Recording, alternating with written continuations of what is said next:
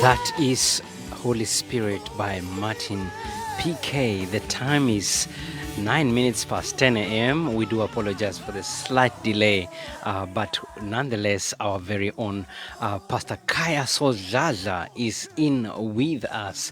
This is me, your host, John, and the session at this moment is the art of building a healthy marriage. And I can bet you, doing anything good takes a science and takes an art.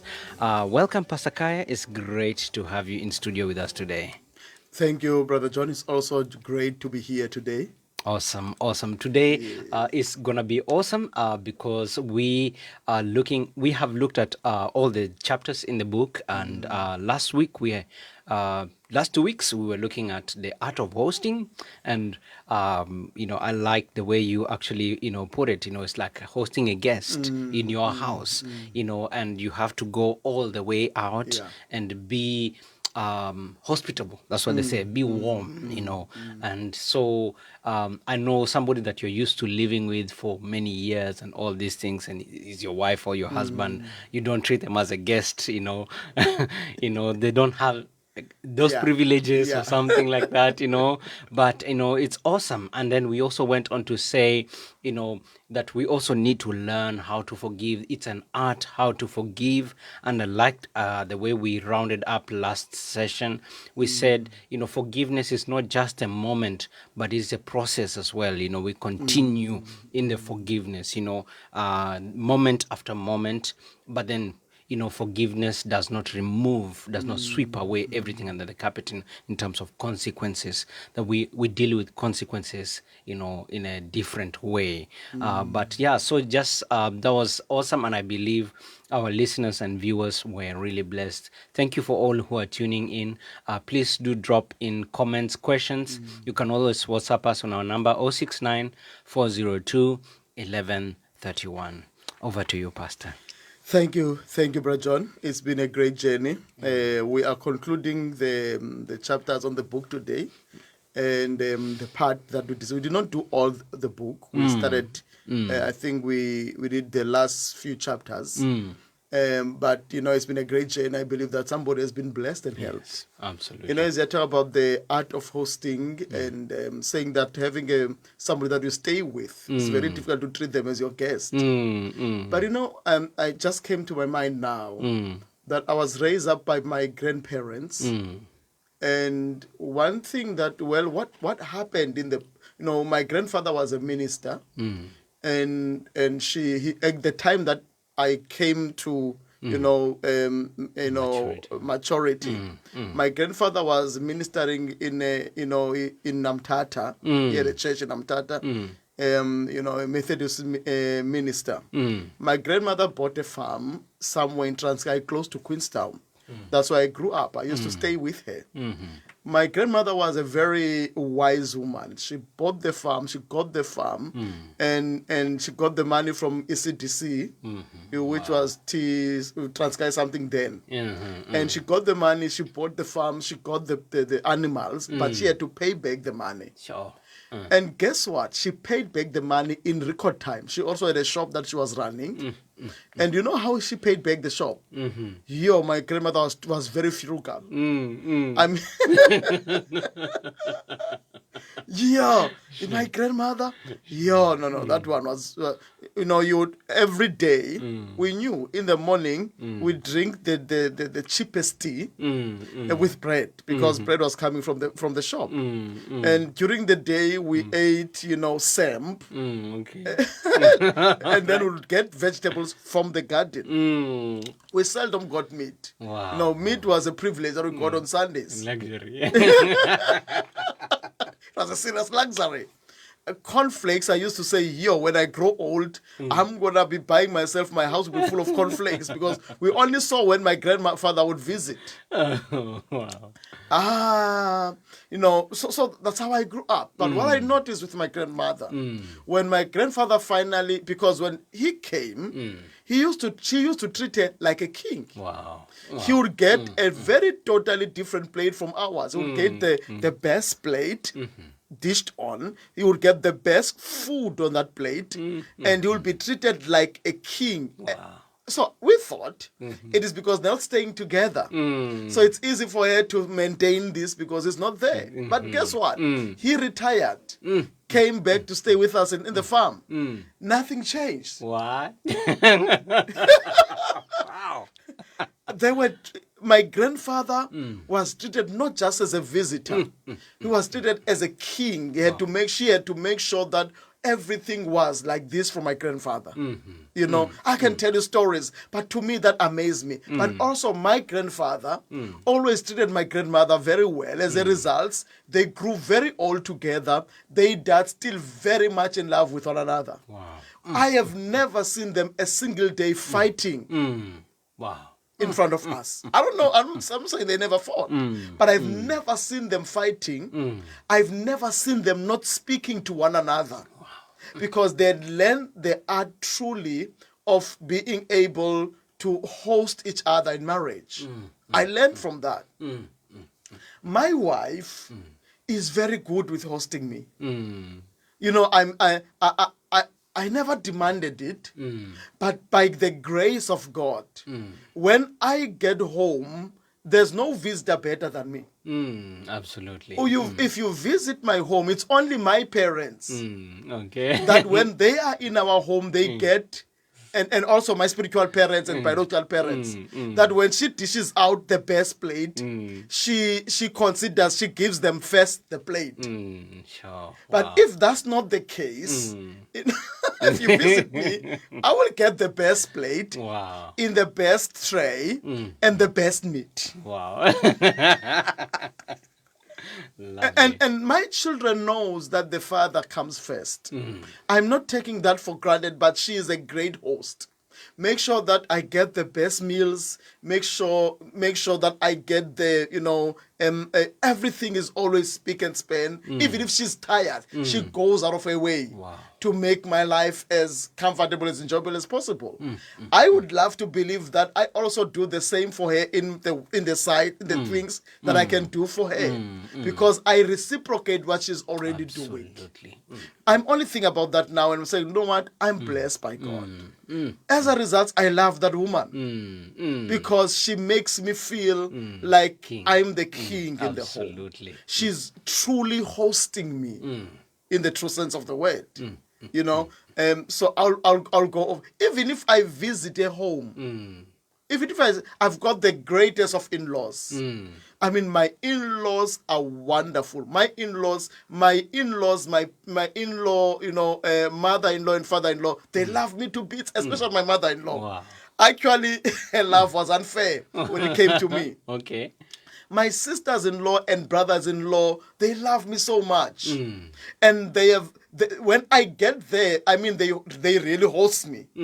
I really feel like somebody important. Wow. You know why? They caught that from their sibling. Because when I get to her home, my wife always makes sure, am I comfortable? Sometimes she would not have seen her sister, sometimes for almost a year. And they gather together, there's excitement, but she's always aware that before she can enjoy herself, am I comfortable? Wow. Am I hosted well? Wow. And as a result, everybody in the family, it comes natural because my wife is able to. So I just wanted to share that when it comes to hosting, I know it works. Absolutely. Absolutely. I know it works. So you better be a great host to your spouse. Maybe allow me, because it's the last day. There's a part that I might have missed out that I think is crucial on that one. We're going to go, because today we're concluding, so we have nothing much to talk about today. Rather than, so it's more like going Wrapping back up. and wrapping up. The other area that, Brother John, we need to look at, I'm just reminded by my in-law story. If you are married, when you go home, never make the mistake of forgetting about your spouse. Because remember, they are not part of this family. They are here because of you. The worst thing you can do is to make them feel like a stranger. Wow. Don't ever allow that, because it goes deeper. When you are home, make sure that, because sometimes it's easy for us to gang against our spouses. One of the things that you can do is to share your problems with your family. Sure, sure. And then you and your family, you start having an attitude against your spouse. Because when you do so, you are actually betraying your spouse at the highest level. Because it's like ganging up against your spouse is one, and they feel like a corner. And some of the spouses, when they are in that space, they can react and respond in a way that can, because they feel cornered, and it's either flight or fight. And when they fight, it messes up things even bigger. You know. So let me pass. So just wanted to pass through that. Absolutely. Today, Brother John, as we conclude, I just want to know overall, when we talk about the healthy marriages, let me tell you that a marriage is a journey. We have been indoctrinated with the concept of the happily ever after. You know, we have been, this happily ever after, and they lived, and then so and so. She found her prince, and the prince and the princess lived happily ever after. The movies we watch is the happily ever after. But let me tell you something. When you get married, it's like a fairy tale. The white dresses that people wear, and the nice things, and the fairy lights, that's a fairy tale recreation. Because people have the mindset that says when you enter the wedding day, it's a fairy tale journey that is gonna, and then they lived happily ever after. And then when the bumps comes on the way, when the challenges comes on the way, they quickly throw the towel because they feel as if it's not what they ordered. What they ordered was the happily ever after. Nobody told them that in the happily ever after, before it's happily ever after, you've got to roll up your sleeves. You've got to work on your marriage. You've got to deal with some issues. So if you come to marriage thinking that it's just going to be the walk in the park, it's just going to be the lovey-dovey happily ever after, then you are in for a big surprise. Sure. So what we have been talking about, the art of all these arts that we talk about, art of gratitude, art of forgiveness, and all these different kinds of arts. When we talk about all those, art of selflessness, it's teaching you that for you to get married, you need all these attributes in order for you to work on your marriage to become what it is. I once had a privilege of visiting an old man in Alwa North. He was an estate agent. So I went to his house. Wow, I couldn't believe I was in Alwa North. Alwa North is a small town. I mean, their house was huge. Their house was beautiful. The kind of pool, those pools that you watch on movies that you have pool parties in. That house was brilliant. And I started to say, wow. So I complimented him on his house. Genuinely complimented him. And then he said, you know what? It never started like this. Wow. He told me the story of how when he got married to his wife, they were able to move to this one bedroom that they were sleeping on a mattress. They did not even have a bed. And they say they were borrowed the pot, the plates, and the 2 spoons. Sure. It's really. So when he said, we don't even have a hanger, I said, we put nails on the wall to put our clothes. It's an old white man telling me this. So he tells me the story, and I say, wow. I can't believe that this man started there, and look where he is now. Wow. The problem that we have in our generation, and it's specifically in South Africa, it is the problem of the microwave, mentality that says, I'm going to be rich now. That says things are just going to come up and together now. Absolutely. I'm going to touch a touchy issue here. Okay.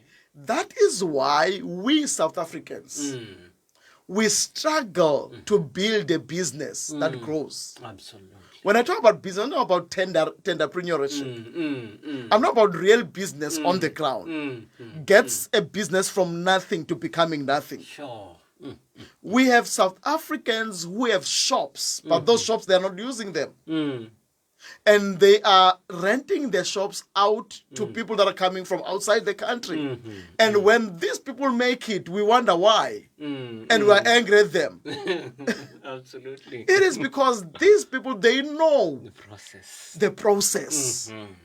You know, the process of, sometimes somebody will come from outside the country, they will go to the villages carrying blankets, walking on their feet, going, knocking door to door, selling blankets. The next thing you know, this person has bought a shop. They take the same blankets and put them in their shops, and then we were laughing at them when they're knocking door to door. They hire us to work for them. Why? It was a process. Absolutely. When somebody sells for us to go and sell in the street and sell fed cooks, to some of us it seems like a shameful thing to do.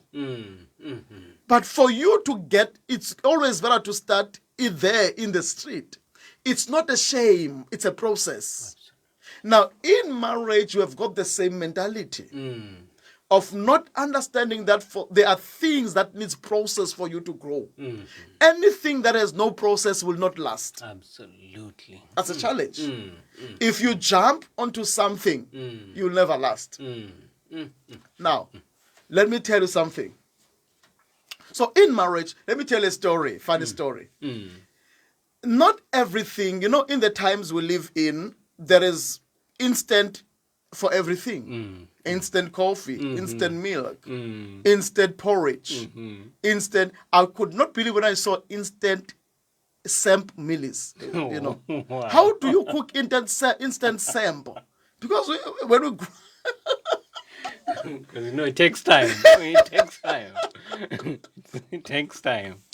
I used to love my stomach. At home, they used to cook this samp in a coal stove. They would put that samp at 9 in the morning. And I would be so hungry, that thing would be cooking until 1. Sure. I'm sure. So samp, I know samp is taking very long. But today you have got instant samp that you can cook samp in just a few minutes. It's done. So we live in that time, but there are things that can, and the world is trying to fast track every process because nobody wants to wait. If you go to the bank, they try everything to make it as short as possible. So there's a competition, of fine tuning the processes to make it as short as possible. Sure. Now, there are some things that you cannot make them short. God's processes takes their own process. Absolutely. I don't care what kind of prayer warrior you are. You can't pray away 9 months of pregnancy. It's God's process. It's true. It is true. You can frustrate everything, but there's some things cannot frustrate. Today, you can, I was surprised today chickens are hatched, chicks are hatched, and then few days down the line, they're slaughtered, fully grown. I couldn't believe it. But there are things you cannot frustrate. Genuine things cannot be frustrated. Absolutely. This young boy was invited by her aunt from the villages. I think it's the second time I share this story here. Okay. Invited home from the villages, so he comes to PE, and then the aunt takes him for shopping. They get to one of the big retail stores here in Main Street. And then when they get to this retail store, they go aisle to aisle, and this young man is so mesmerized because for him, you go to the village shop, you stand on the counter, somebody's on the other side of the counter, and there's a barrier between you and the shop owner. So this time, he's right here in the shop, walking in the aisles, and everything is here. And the shop is so big, his head is spinning. Then he sees instant coffee, asks the aunt, "Auntie, What does it mean instant coffee? Because the coffee knows the one that they brew at home. He says, no, my child, you take this coffee, put it in hot water, and then you stir it, and then coffee comes out. Wow, all right. And then he goes to another one. What is this one, auntie? Instant milk. No, my child, you take this, you put it in hot water, you stir it, and milk comes out. Wow, that's good. And then they go to soup, instant soup. Oh, right. You stir this one, same story. They get to the baby aisle. Okay. And then they sauce baby powder. He says, no, don't tell me, aunt. You take this one, you pour it in hot water, you stir, boom, a baby comes out. Oh my goodness. Something cannot be instant. There's nothing like instant ever happily after marriage. It's a process of taking concept by concept, working on your marriage, building up your marriage until it becomes what? There will be some things on the way, but don't stop. You have made a decision that I'm going to marry you in good times and in bad times. I'm here for life. We are going to be separated by death. No matter what happens on the way, we will work it out. But one thing for sure, we are not going out. Wow. If you don't have that kind of mentality, you're not going to make it in marriage. Wow. Few years ago, we attended, this, I think our 40th anniversary of this beautiful, wonderful old couple. So we attended this anniversary 40th. I said, wow, that's good. They are so happy. We have seen them. Their daughter used to fellowship with us in Alwan North. So we went to, they were doing the anniversary in East London. We enjoyed the anniversary. But what amazed me were the stories. These people they are in love genuinely. But when I listen to the stories of where they are coming from, and I'm thinking to myself, what? Did he really do that? Did that really happen? And she's still here. Wow. What? I can't believe it. Did that really happen? But I'm looking at them today with all the challenges that they went through, but they held on. Wow. But today, they are in the I don't say happily ever after. They're in a season that when you get married, you say, when I grow old, I want to grow old like that. But there was a process Absolutely. that took them there. They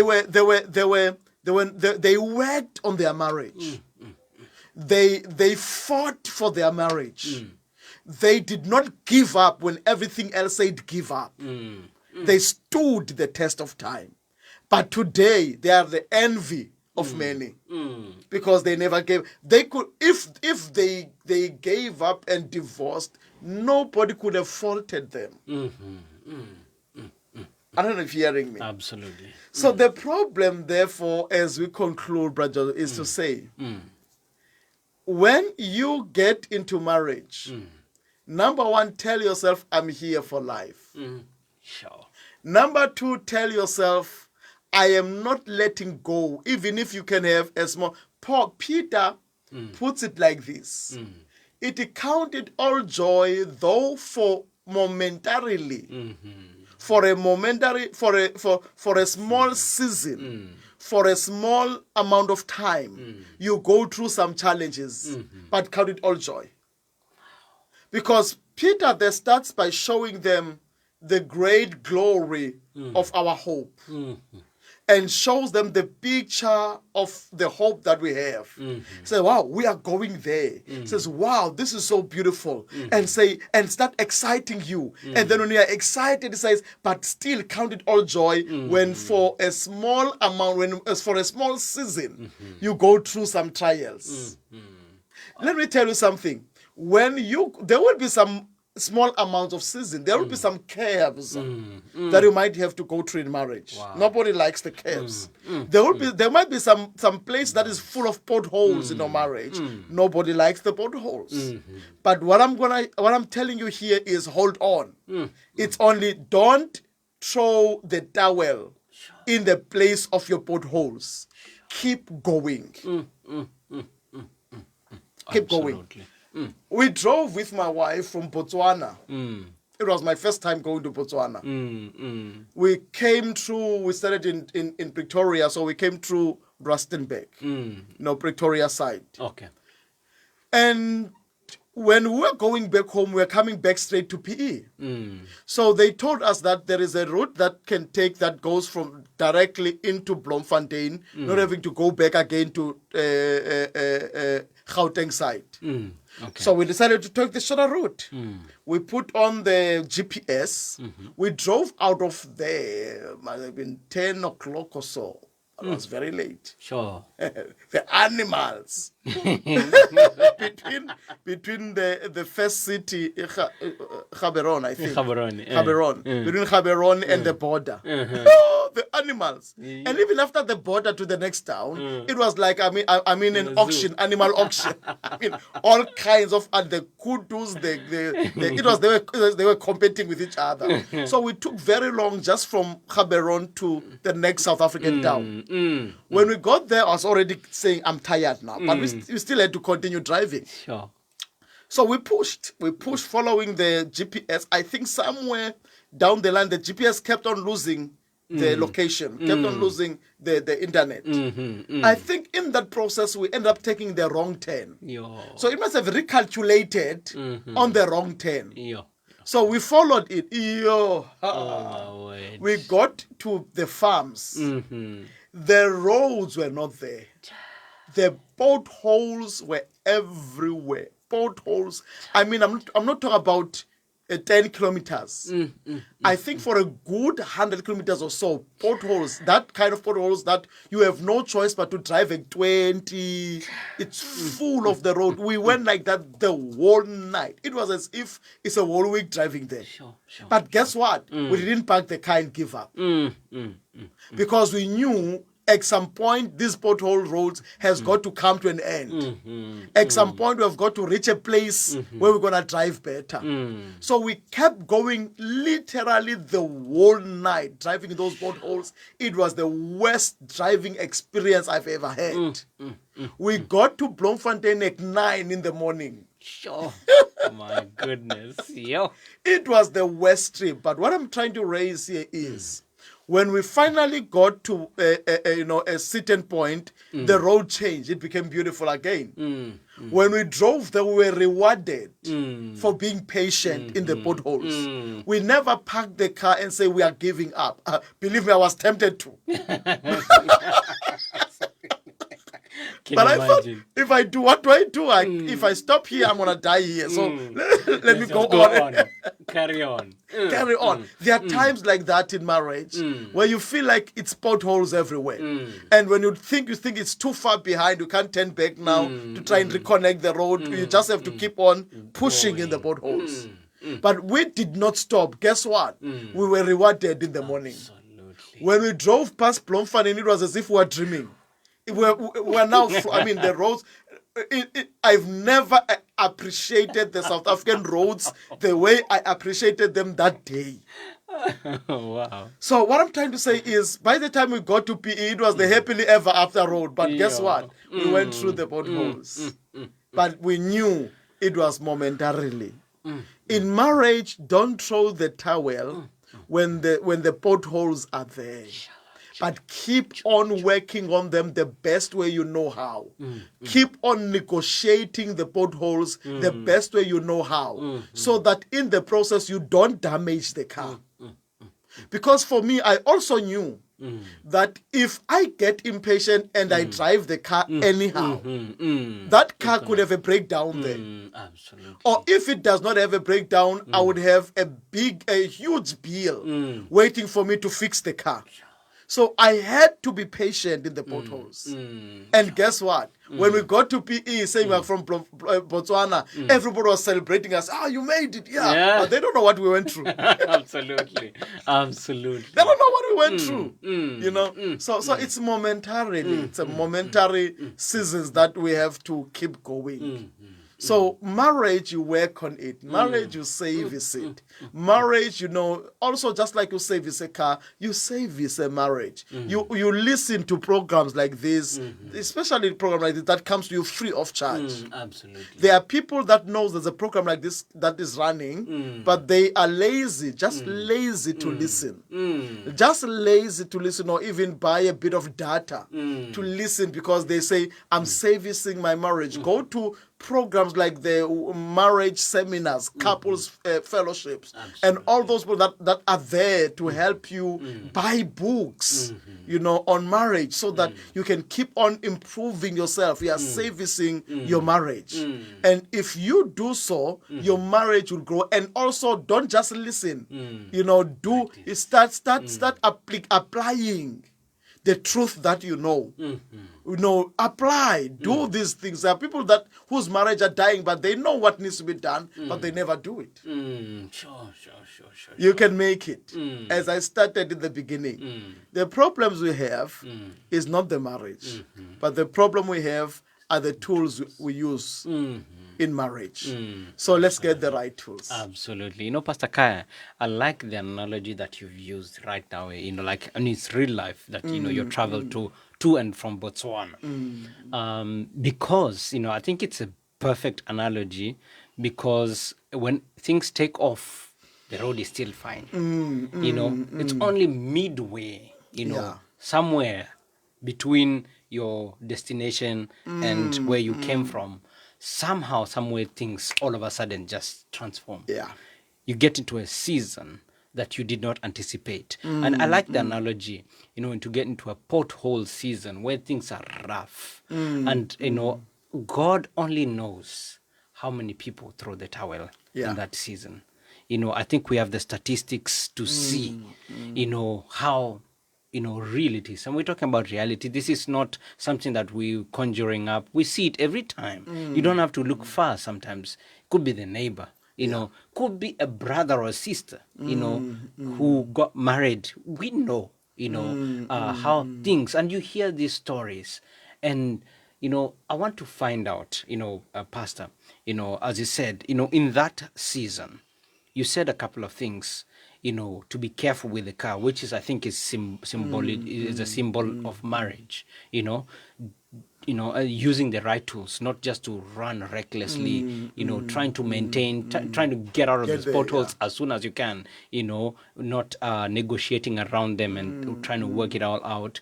Because I believe, Pastor, even in those seasons, God is an awesome God. He would not have instituted this marriage if he did not know all that is involved in it.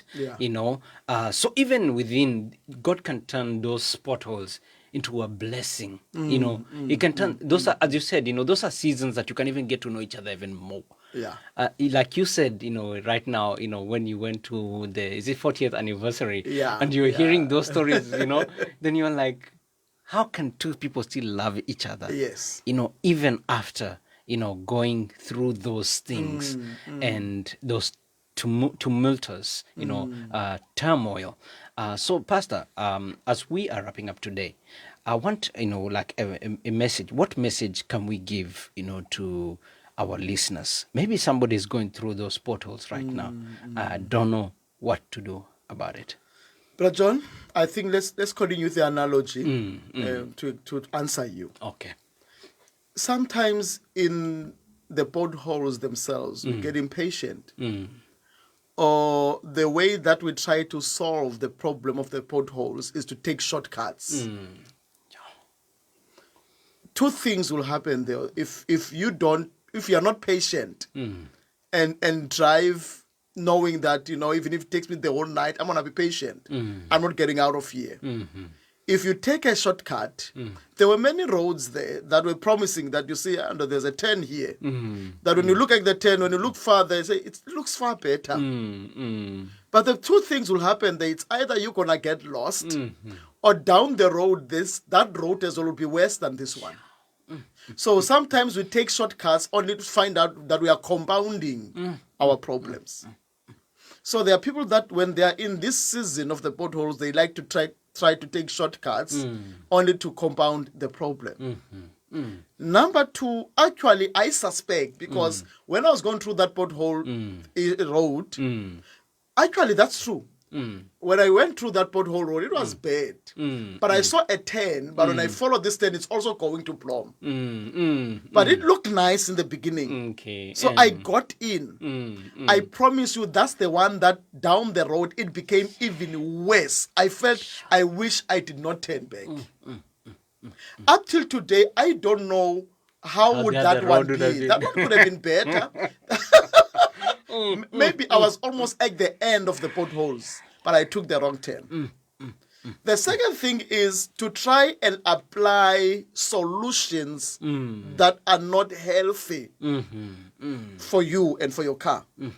I could have driven in that road and said, my solution is to say, if I drive faster, I would get out of here quicker. Maybe my car would have broken down there, or if it does not, when I get on the good road, I will still be inheriting the problems of the potholes on the good road. There are people that when they go through the season in their lives, they are careless in the words they speak. They are careless in the solutions they bring. Maybe somebody, let me give an example of somebody saying, you know what, because my spouse was cheating, I decided to cheat as well. When they started to cheat, a child came out.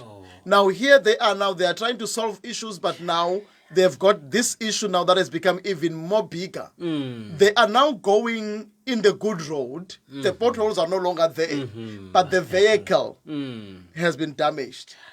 Is carrying, the scars of the potholes, because one was not patient to take its to allow the potholes to take its toll, but being careful that the vehicle of marriage is not damaged.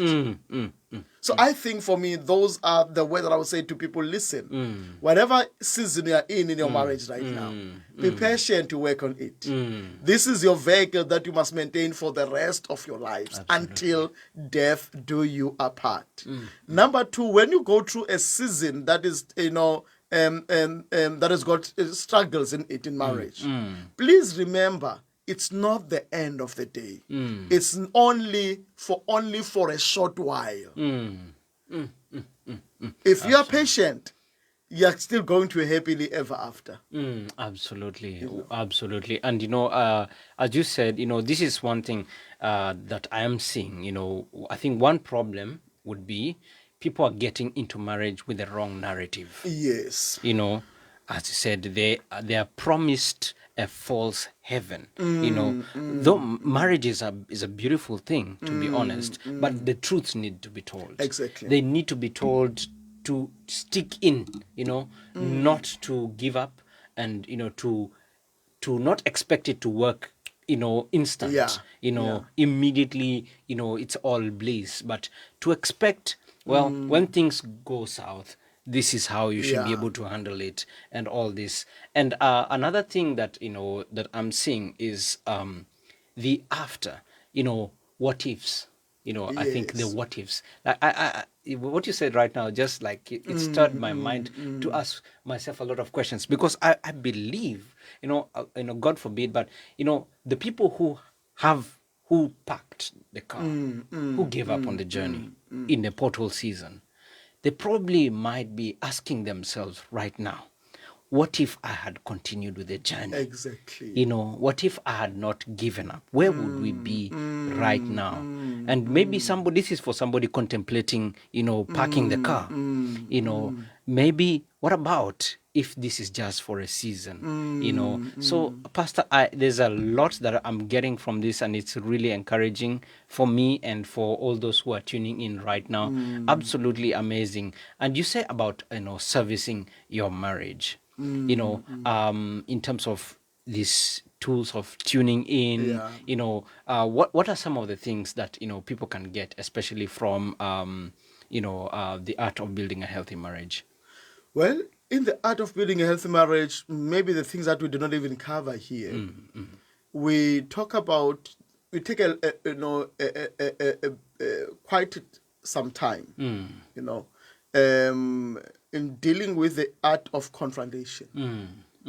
We number one talk about the importance. Why is it important when there is an issue? You need not to bury it. You need to confront it, because many couples make the mistake of saying, for the sake of peace, I will overlook it. While that sounds good and wonderful and lovey-dovey, it's not healthy for a marriage. When there is a problem, when there's an issue in your marriage between the two of you, it's always healthy to confront the issue and not the person. Sure. I normally say, tackle the ball and not the player. When I feel that there's something that I'm married to my wife, but there's something that I feel it makes me uncomfortable. It's like a stone in a shoe that makes me uncomfortable. If I try to keep it there, it's gonna cause bigger problems. So it's better to deal with it and take it out. So we talk about the importance of confronting. Number two, we talk about issues like singleness. Because many people are waiting, they're just many singles are just in a bus stop waiting for Mr. Right or Mrs. Right. But have you ever wondered what if God is not giving you a spouse yet because he knows you are not yet ready? Absolutely. So what we deal with intensely is, you as a person who's not yet married, are you ready? Because a good builder never builds on faulty foundations. Wow. The strength of a building and how long will the building last is very much completely dependent on the strength of the foundation. The singleness, it is the foundation. That's where we don't. The problem is we try to fix things already in marriage. But if you fix things, Brother John, you are blessed. Because all this time I will speak to you with you here, you grabbed, a lot of things that before you get married, you are able to go back and do an introspection. You are able to go back and say, okay, where am I here? And a lot of areas that we were not aware of, you were helped in them. So that means your foundations were sorted up. On you now, we can build a double story, triple story. I'm not talking about 3 marriages or 3 wives. But I'm just saying, your strength has been helped. So we deal with that. It is so true. We deal with the foundations. Are you ready? Because remember, when the Pharisees were asking Jesus, is it good, talk about the issue of, is it good for one to divorce his wife for any reasons? Christ answers them. But the final part of that answer is, it was not so from the beginning. In the beginning, God created the man and the woman. So whatever problems that you find that leads people to divorce, you need to go back to the beginning. In the beginning was not the husband and wife. In the beginning was a man and a woman. So before we talk about a healthy marriage, let's talk about the man and the woman before they get married. Wow. Because that's where the problem starts. Absolutely. If you take it's a bad example, but I'm going to use it anyway. If you take a bad egg and you want to mix it with a good egg, you're going to have a bad scrambled egg. So you can't get a bad egg and another good egg and expect a good scrambled egg. You're going to have a bad scrambled egg. So if you take a bad, unprepared single with a prepared one, then you're going to have problems. So we deal with those. We talk about the art of how do you confront. In the art of confrontation, we deal with beautiful things like the techniques, the timings, the tones, and we give tips on how to deal with a number of things. So when you look at this, it's a very rich book that when you get it, it becomes more like a manual of some sort that helps you, to deal with these issues and understand how, especially in the area of communication and the area of confronting issues in marriage, because you'll have a great opportunity of confronting issues. You don't have to be fighting. You don't have to be, when you confront issues, you can confront issues while enjoying yourself. Wow. Once you learn the art. Absolutely. Absolutely. You can confront issues and still feel loved while you confront issues. You just have to have the art. I like it. The technique. It's always the technique. Yeah, You know, because you said you don't tackle the player, you tackle the ball. And ball. you make the player understand Yes, that we are tackling the ball. And both of you tackle the ball. You tackle the ball together. Absolutely, absolutely, guys. You know, it's been a wonderful season. Here with Pastor Khaya Sodladla on the art of building a healthy marriage series. This has been a series. It's always gonna be on our archives. It's always gonna be on our store. We will store everything, and we will want to share it as far as possible, because we want all your marriages to work out. We want everybody to have a very good marriage, and it takes, the art, it takes a science, it takes a practice, because some of these things we are ignorant of. To be quite honest, I was very ignorant. Thank you so much, Pastor. You're welcome. You're welcome, I was very ignorant on so many things. I'm like, you know what? I'm gonna deal with this like this or like that. But at the end of it, I'm like, you know what? I think I have a better way of seeing things right now, and it actually increases your chances of having a very successful marriage and legacy. Pastor, as we are rounding up right now, what we want to just leave a word of encouragement, something that people can look forward to, into marriage. We want to change the narrative in this community. You must start in Jerusalem, then you go to Judea, then Samaria, and the ends of the world. But here, those people who are here with us, who tune in, our frequent tuners, and listeners, what word of encouragement can we give to them so that they can actually look up to a healthy marriage and they can actually work on it? The Bible says it is better a living dog than a dead lion. For all the living, there is hope. Let me tell you something, that whatever season you might go through in your marriage, never throw the towel. I'm not, of course, advocating for abuse. I'm not advocating for people to die in marriage. But I'm saying that, you fight for your marriage as much as possible. In my lifetime as a marriage coach, I have seen situations that looked impossible, that looked as if nothing can salvage the situation. But guess what? Those couples today are one of the best and one of the most happiest couples that ever. For me, that has always humbled me. I've never gone to any marriage counseling session that I go in there and allow seeing what is happening, the worst of scenarios. What you see happening, people ready to say, I'm suffocating. I can't stand a single more day.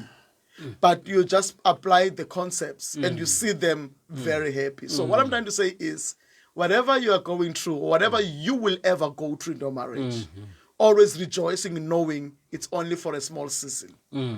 Keep on going, keep on fighting for your marriage. As long as you're still there together, there is hope. God can salvage any situation. I say that with all confidence, that God can salvage all situations. It is never too late for God until He says so. Absolutely. There is nothing that God cannot change. He is absolutely all powerful. Wow, man, Pastor, thank you so much.